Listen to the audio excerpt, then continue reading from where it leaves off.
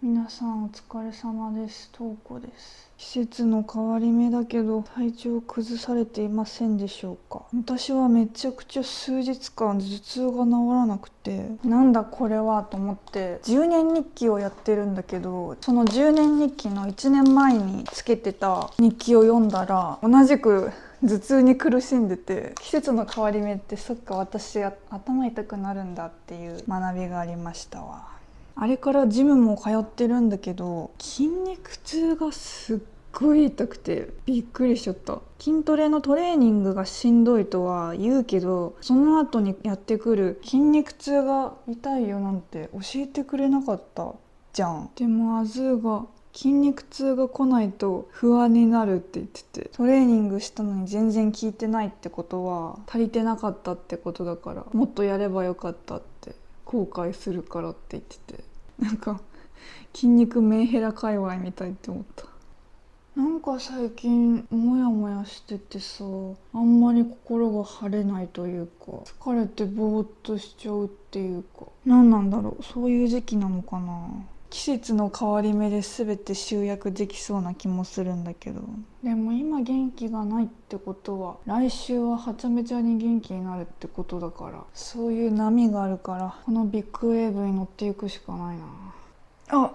そういえば我が家の一大事件を見せたるわ。冷蔵庫が大きくなったよ。私の身長より高い韓国アイドル。なんかさ、今まで使ってた冷蔵庫、一人暮らし向けの冷蔵庫だったんだけど、その大きさで1年半耐えてきたから、このデカ冷蔵庫のキャパが使い切れなくてガランドなのよね。野菜たちもこんなさ広い冷蔵庫に入れられたことないから絶対戸惑ってる感じがする。でこれなんか天置きでニンニクと生姜を置くことある。でもね、こんなキャベツ一玉と白菜が同時に存在する世界線なんて今までなかったから、もうマジでありがたい。私もなんかこのでかい冷蔵庫に人見知りしちゃって、冷凍食品も何買えばいいか分かんなくてスーパーうろうろしちゃったもん。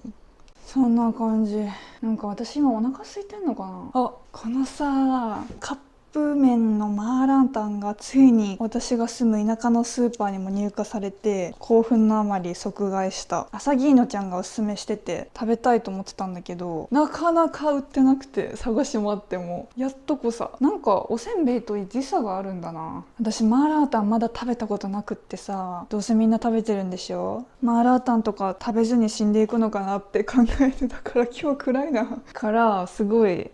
嬉しかった。でも私辛いの食べるとありえないぐらい汗かくから、あんまり外じゃ食べられなくて、家で一人で、しかもお風呂入る前に食べるのが至高って感じ。楽しみ。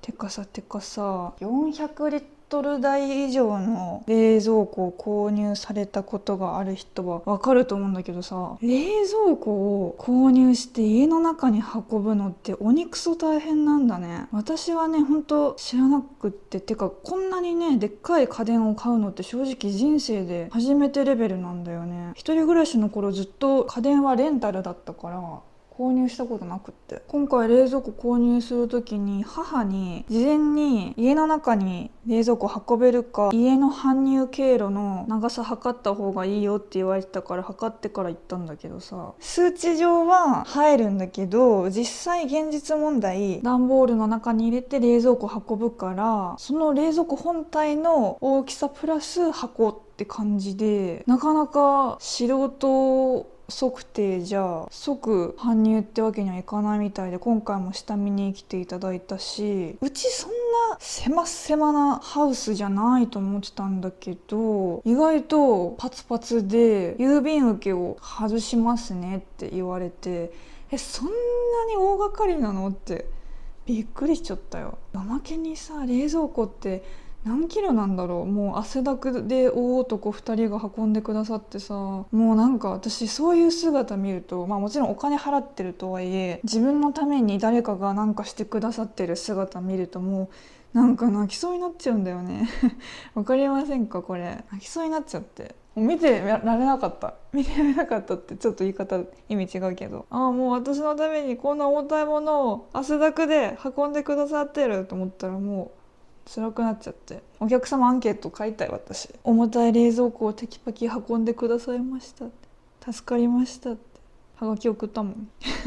だから私もしも来世大男に生まれたとしたら、そういう家電運び屋さんになろうと思った。それで人の役に立とうって思ったこの絵の具作業動画の編集を毎回どうしようか迷って、結局喋ってるとこ以外カットしちゃうんだよね。どうするのがいいんだろう。私のようなへっぽこ YouTube チャンネルでもやっぱり編集に丸2日かかっちゃって、そこの時間短縮がどうにも難しいんだよね。こんな字幕と軽いテロップだけなのに、効果音も全然ないのに、ありえないぐらい時間かかっちゃって。でも動画投稿し始めてから動画に関しては完璧主義を捨てられることができるようになってきて、例えば動画を書き出した後にテロップの誤字に気づいたとして、今までだったらそんなミスなく完璧にしたいからわざわざ書き出したのにもう一回削除して修正して再度書き出すっていう、いかんせんそれだとキリがなかったりする。どうしても20分弱の動画のミスを 1,2 回のチェックで気づけるわけじゃないから、でそんな完成動画を何度も見る時間も取れないから、そういう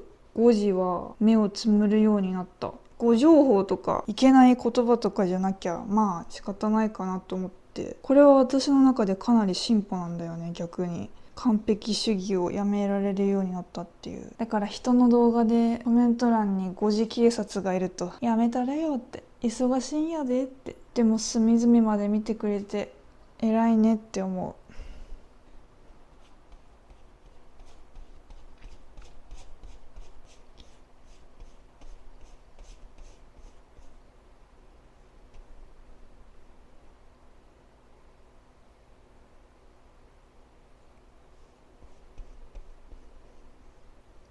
最近小野ひなお先生の「明日私は誰かの彼女」の漫画家さんの新作のパーフェクトグリッターっていう漫画を読み始めたの。前置き長い。でそれはでもなんかネタバレっぽくなっちゃうな。気になる人は聞き流してほしいんだが、まだ全然途中までしか読んでないんだけど、ざっくりインフルエンサーの闇って感じがする。だからアスカノの時もそうだったけど、全然知らない界隈の言葉とかそういうのが知れてめっちゃ面白い。まあそういう世界があるってことは分かってはいるけどさ、なんか辛くなっちゃうよね。でもそういう時陰キャでよかったなって思う。絶対そういうパーティーとか行ったら普通に体調崩すだけだからなんか自分の体力以上に頑張ろうとしない気がするどういうこと？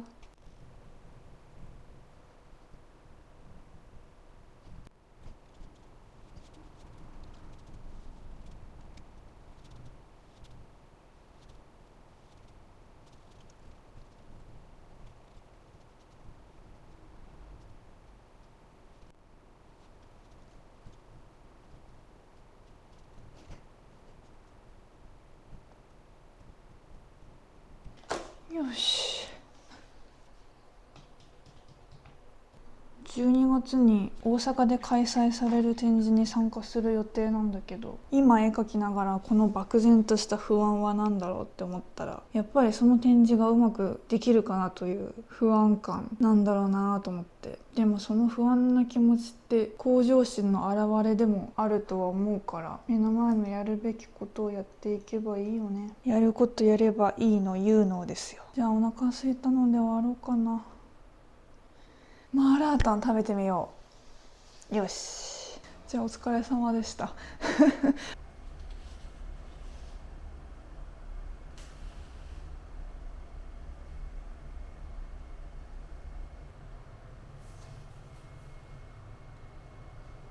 かわいい。見てください、この眉毛の透け感。これが私の性癖です。